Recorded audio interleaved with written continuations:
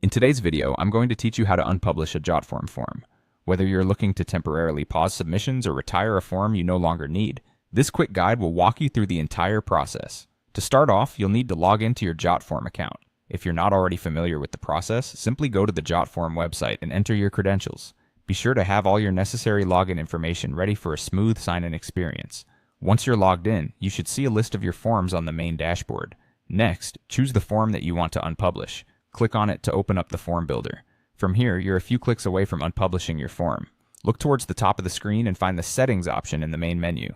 It's situated alongside other options like Build and Publish. Clicking on Settings will direct you to a new set of options specifically dedicated to your form's settings. Inside this menu, you're going to select the Form Settings tab. This is where you'll manage the status and functionality of your form. While in the Form Settings, look for an option labeled either Status or Enable Form. This is the crucial step that will allow you to manage the availability of your form. Once you've located the Status or Enable Form option, you'll see there are usually a few different settings available. To unpublish your form and stop receiving submissions, you'll want to turn this setting off. By doing so, you're essentially disabling the form, rendering it inactive for potential respondents.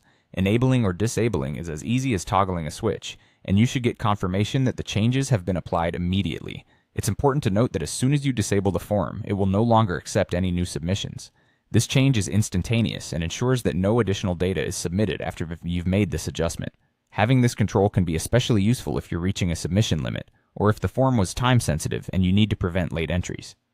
Now that you know how to unpublish a form in JotForm, you can easily manage your form's activity and availability as needed.